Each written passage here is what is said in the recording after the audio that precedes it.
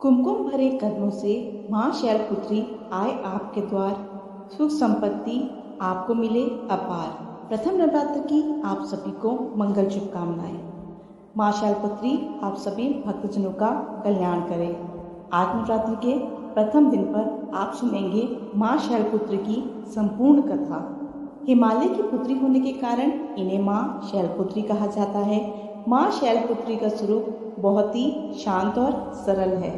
माँ शैलपुत्री के एक हाथ में त्रिशूल और दूसरे हाथ में कमल का फूल शोभायमान है। नंदी बैल पर सवार माँ शैलपुत्री को वृषारूढ़ा और उमा के नाम से भी जाना जाता है। माँ शैलपुत्री के बारे में जानने से पहले उनके पुनर्जन्म की कथा जानना अति आवश्यक है। दक्ष प्रजापति ब्रह्मा जी के मानस पुत्र थे। उनकी कई पुत्रियां थी। सभी पुत्रियां गुणवती थी, लेकिन दक्ष प्रजापति के मन में संतोष नहीं था। वह एक ऐसी पुत्री चाहते थे जो सर्वगुण संपन्न और शक्ति संपन्न हो, सर्व विजयनी हो। तब प्रजापति दक्ष ऐसी ही पुत्री के लिए कठिन तप करने लगे। तप करते करते कई दिन बीत गए। तब आदिशक्ति उनसे प्रसन्न होकर प्रकट हुई और कहा, हे प्रजापति दक्ष, मैं तुम्हारे घर में पुत्री रूप में जन्म लूंगी। मेरा नाम उस समय सती होगा।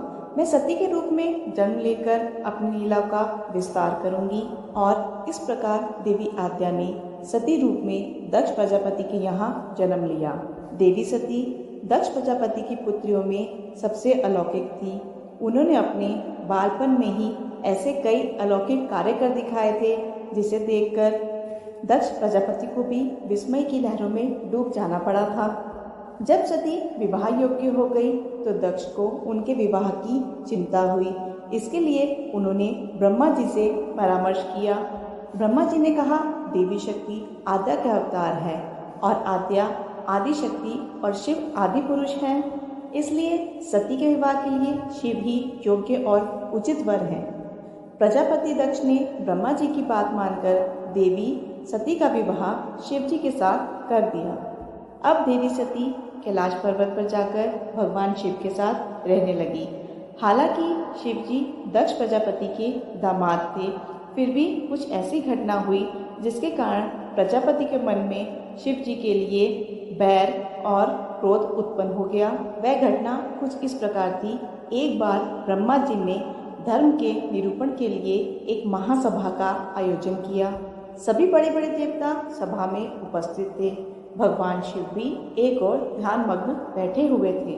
सभा मंडल में प्रजापति दक्ष का आगमन हुआ। उनके आते ही सभी देवता उठकर खड़े हो गए, किंतु दो लोग उस समय खड़े नहीं हुए। वह थे ब्रह्मा जी और स्वयं भगवान शिव। दक्ष प्रजापति ने ब्रह्मा जी के बारे में यह सोचा कि ब्रह्मा जी मेरे पिता हैं। वह अगर खड़े नहीं हुए तो कोई बात नहीं, पर शिव जी तो मेरे दामाद हैं, उन्हें तो मेरे आने पर खड़ा होना चाहिए था। भगवान शिव तो ध्यान में मग्न थे। उन्होंने इस ओर ध्यान ही नहीं दिया कि सभा में कौन आया है, और ना ही उन्होंने उठकर अपने ससुर को प्रणाम किया। दक्ष प्रजापति ने इसे अपना अपमान समझा। इतना ही नहीं, उनके हृदय में भगवान शिव के लिए ईर्ष्या की अग्नि जलने लगी। अब दक्ष प्रजापति उनसे बदला लेने के लिए उचित अवसर की प्रतीक्षा करने लगे। भगवान शिव को तो किसी के मान और अपमान से क्या मतलब, वो तो सभी को एक भाव से ही देखते हैं। उनको तो चारों ओर अमृत ही दिखाई देता है, और जहाँ अमृत होता है वहाँ विष और कसैलेपन का क्या काम। भगवान शिव कैलाश पर्वत पर ध्यान में मग्न होकर दिन रात राम नाम जपा करते थे। एक दिन देवी सती के मन में जिज्ञासा उत्पन्न हुई। उन्होंने अवसर पाकर भगवान शिव से प्रश्न किया, हे प्रभु, आप सब समय राम नाम क्यों जपते रहते हैं? तब भगवान शिव ने देवी सती को उत्तर दिया, हे देवी, भगवान राम आदि पुरुष हैं, स्वयं भू हैं और मेरे आराध्य हैं। सगुण भी है और निर्गुण भी है। लेकिन देवी सती के कंठ के नीचे ये बात नहीं उतरी। वह तो भगवान शिव को ही सर्वोपरि समझती थी। वह सोचने लगी कि अयोध्या के राजा दशरथ के पुत्र आदि पुरुष कैसे हो सकते हैं। वह तो आजकल स्वयं खुद अपनी पत्नी सीता के वियोग में दंडक वन में विचरण कर रहे हैं। वृक्ष और लताओं से उनका पता पूछते फिर रहे हैं। फिर अगर वह आदि पुरुष के अवतार होते तो क्या इस तरह आचरण करते? तो क्या वह आसानी से सीता जी का पता नहीं लगा लेते, उन्हें पा नहीं लेते? अब देवी सती के मन में श्री राम जी की परीक्षा लेने का विचार उत्पन्न हुआ। अब देवी सती खुद सीता जी का रूप धारण करके दंडक वन में जा पहुंची और श्री राम जी के सामने प्रकट हो गई। श्री राम जी ने जब देवी सती को सीता जी के रूप में देखा तो कहने लगे, हे माते, आप इस अकेले वन में क्या कर रही हैं? भोलेनाथ कहाँ हैं? भोलेनाथ नजर नहीं आ रहे। अब सती माता से कोई भी उत्तर देते नहीं बना, तो वह तुरंत ही अदृश्य हो गई और मन ही मन पश्चाताप करने लगी कि उन्होंने श्री राम पर संदेह किया। देवी सती तो अपना रूप बदलकर श्री राम के पास गई थी और उनने फिर भी उन्हें पहचान लिया। अब देवी सती यह सोचती हुई वापस कैलाश पर्वत पर आ गई। उन्होंने इस बारे में शिव जी को कुछ भी नहीं बताया था। जब शिव जी ने देवी सती को वापस आते हुए देखा और उनसे कहा कि हे सती, आपने श्री राम प्रभु की परीक्षा लेकर बिल्कुल भी अच्छा नहीं किया। सीता जी मेरी आराध्या हैं, अब तुम मेरी अर्धांगिनी कैसे रह सकती हो? अब हम पति पत्नी के रूप में एक साथ नहीं रह सकते। शिव जी के मुख से निकला हुआ ये कथन सुनकर देवी सती को बहुत दुख पहुंचा, लेकिन अब क्या हो सकता था? शिव जी के मुख से निकला हुआ कथन कभी असत्य नहीं होता है। इसके बाद शिव जी समाधि में लीन हो गए। देवी सती दुख और पश्चाताप की लहरों में डूबने लगी। उन्हीं दिनों देवी सती के पिता कनखल में बहुत बड़ा यज्ञ कर रहे थे। इस यज्ञ में सभी देवी देवताओं और मुनियों को आमंत्रित किया गया था, लेकिन शिव जी को निमंत्रण नहीं भेजा गया, क्योंकि दक्ष प्रजापति के मन में शिव जी के प्रति ईर्ष्या जो भरी थी। वहाँ कैलाश पर्वत पर देवी सती को जब इस बारे में पता चला कि उनके पिता एक बहुत बड़ा यज्ञ कर रहे हैं, तो उनका भी मन यज्ञ में जाने के लिए मचल पड़ा। वहीं आकाश मार्ग से कई विमान उनको उनके पिता के यज्ञ में जाते हुए दिखाई दिए। विमानों को देखकर देवी सती ने शिव जी से इन बारे में पूछा, हे प्रभु, ये विमान किसके हैं और कहाँ जा रहे हैं? तो भगवान शिव ने माता सती से कहा कि आपके पिता ने एक बहुत बड़े यज्ञ का आयोजन किया है। सभी देवता और देवियां उसी आयोजन में सम्मिलित होने के लिए जा रहे हैं। देवी सती ने भगवान शिव से प्रश्न किया, हे प्रभु, क्या मेरा पिता ने आपको यज्ञ में सम्मिलित होने के लिए निमंत्रण नहीं भेजा? भगवान शिव ने उत्तर दिया कि आपके पिता मुझसे नाराज हैं, तो वह भला यज्ञ में मुझे क्यों बुलाने लगे? देवी सती मन ही मन कुछ सोचने लगी, फिर कहने लगी, हे नाथ, यज्ञ के अवसर पर मेरी बहनें भी वहाँ आएंगी। बहुत समय हो गया उनसे मिले हुए। अगर आपकी आज्ञा हो तो मैं भी यज्ञ में सम्मिलित होने के लिए अपने पिता के घर जाना चाहती हूँ। शिव ने देवी सती को यह समझाया कि इस समय वहाँ जाना उचित नहीं होगा। आपके पिता मुझसे वैर भाव रखते हैं, हो सकता है वहाँ आपका भी अपमान हो जाए और फिर बिना बुलाए किसी के यहाँ जाना ठीक नहीं होगा। किंतु देवी सती अपने मायके जाने के लिए बार बार जिद करने लगी, एक ही बात बार बार दोहराने लगी।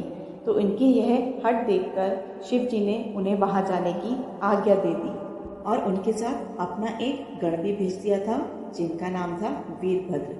वीरभद्र के साथ सती अपने पिता के यहाँ गई, लेकिन वहां पर किसी ने भी उनसे प्रेम पूर्वक व्यवहार नहीं किया। उस पर उनके पिता कहने लगे, क्या यहाँ तुम मेरा अपमान कराने आई हो? अपनी बहनों को देखो, वह किस तरह सुंदर सुंदर अलंकारों और वस्त्र आभूषणों से सुसज्जित है। तुम्हारे शरीर पर तो केवल बागंबर है। तुम्हारा पति शमशानवासी और भूतों का नायक है। वो भला बागंबर के अलावा तुम्हें क्या पहना सकता है? दक्ष के ऐसा कहने से देवी सती के हृदय में पश्चाताप का सागर उमड़ पड़ा। अब पश्चाताप करते हुए मैं मन ही मन ये सोचने लगी कि यहाँ आकर उन्होंने बिल्कुल भी अच्छा नहीं किया। भगवान शिव तो सही कह रहे थे कि बिना बुलाए पिता के घर भी नहीं जाना चाहिए। पिता के कड़वे शब्द सुनकर भी देवी सती मौन रही।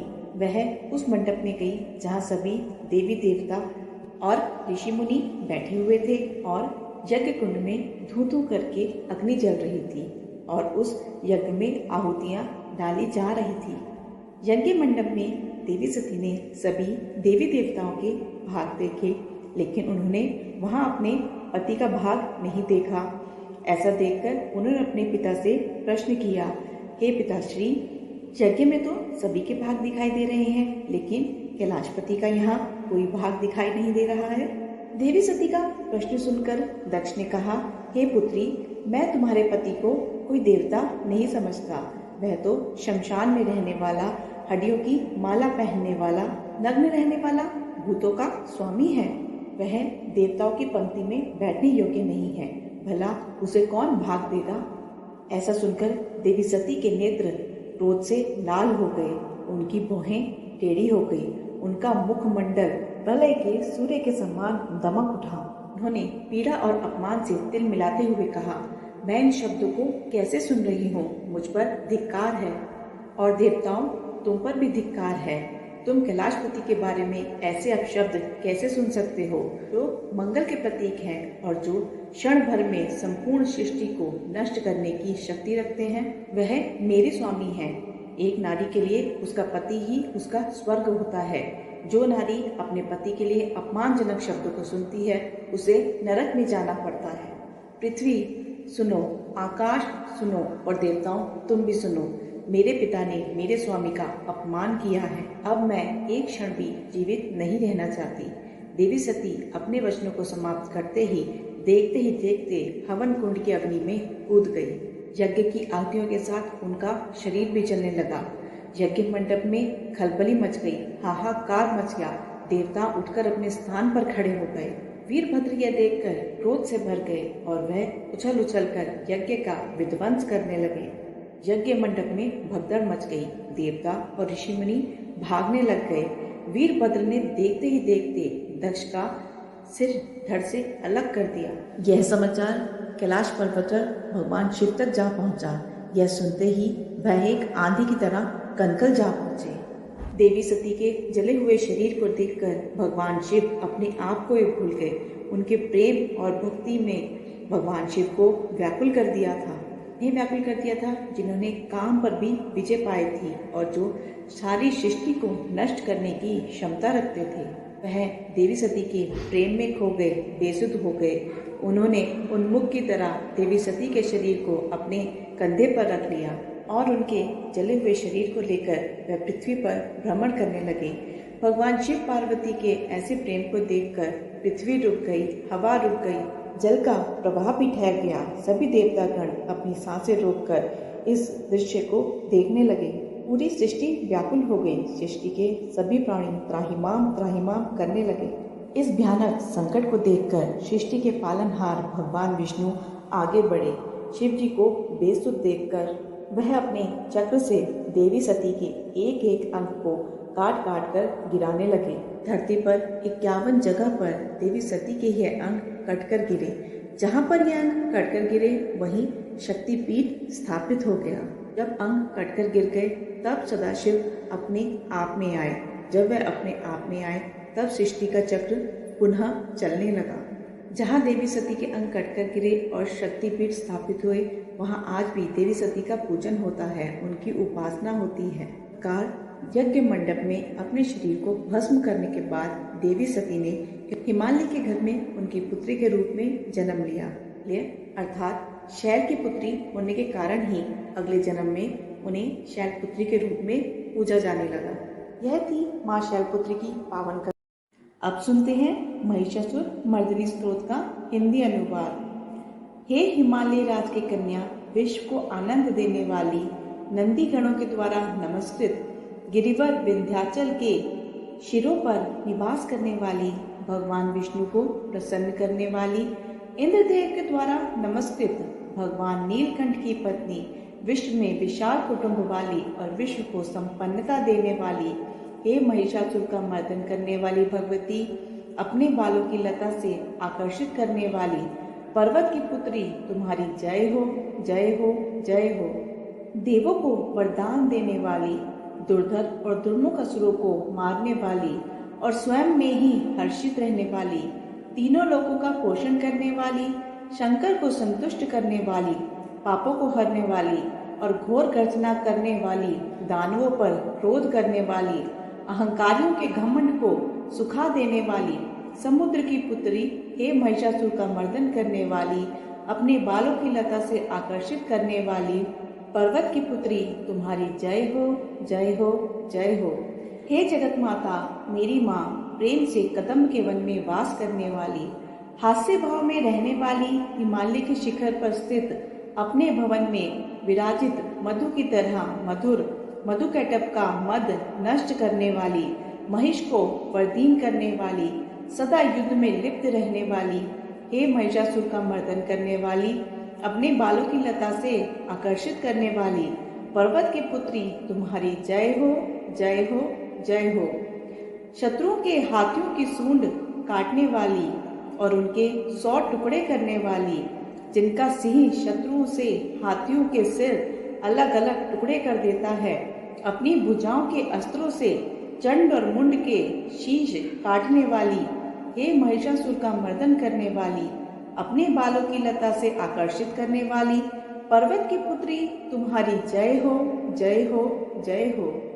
रण में मदोन्मत्त शत्रुओं का वध करने वाली, अजर अविनाशी शक्तियां धारण करने वाली, प्रथम नाथ की चतुराई जानकर उन्हें अपना दूत बनाने वाली, दुर्मति और बुरे विचार वाले दानव के दूत के प्रस्ताव का अंत करने वाली, हे महिषासुर का मर्दन करने वाली, अपनी बालों की लता से आकर्षित करने वाली, पर्वत की पुत्री, तुम्हारी जय हो, जय हो, जय हो।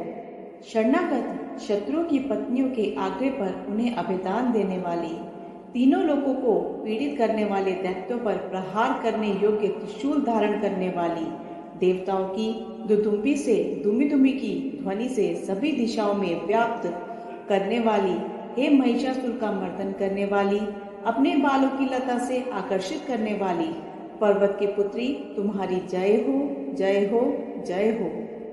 मात्र अपनी हुंकार से धूम्रलोचन राक्षस को धूम्र के समान भस्म करने वाली, युद्ध में कुपित रक्त बीज के रक्त से उत्पन्न अन्य रक्त बीजों का रक्त पीने वाली, शुंभ और निशुंभ दैत्यों की बलि से शिव और भूत प्रेतों को तृप्त करने वाली, हे महिषासुर का मर्दन करने वाली, अपने बालों की लता से आकर्षित करने वाली, पर्वत की पुत्री, तुम्हारी जय हो, जय हो, जय हो।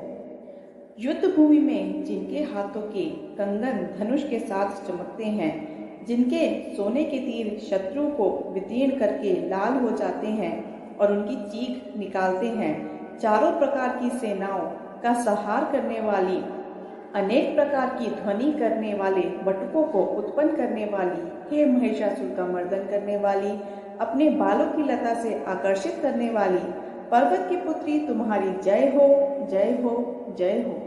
देवांगनाओं के तत तत था थई थई आदि शब्दों से युक्त भाव में नित्य में मग्न रहने वाली, कु कुद अड़ी विभिन्न प्रकार की मात्राओं वाले ताल वाले स्वर्गीय गीतों को सुनने में लीन, मृदंग की धू धुटक धीमी धीमी आदि गंभीर ध्वनि सुनने में लिप्त रहने वाली, हे महिषासुर का मर्दन करने वाली, अपने बालों की लता से आकर्षित करने वाली, पर्वत की पुत्री, तुम्हारी जय हो, जय हो, जय हो। जय जयकार करने वाले और स्तुति करने वाले समस्त विश्व के द्वारा नमस्कृत, अपने नुपुर के झंझण और झिमझिम शब्दों से भूतपति महादेव को मोहित करने वाली, नटी नटों के नायक अर्धनारेश्वर के नृत्य से सुशोभित नाट्य में तल्लीन रहने वाली, हे महिषासुर का मर्दन करने वाली, अपने बालों की लता से आकर्षित करने वाली, पर्वत की पुत्री, तुम्हारी जय हो, जय हो, जय हो। आकर्षण कांति के साथ अति सुंदर मन से युक्त और रात्रि के आश्रय अर्थात चंद्रदेव की आभा को अपने चेहरे की सुंदरता से फीका करने वाली, काले भंवरे के समान सुंदर नेत्रों वाली, हे महिषासुर का मर्दन करने वाली, अपने बालों की लता से आकर्षित करने वाली, पर्वत की पुत्री, तुम्हारी जय हो, जय हो, जय हो।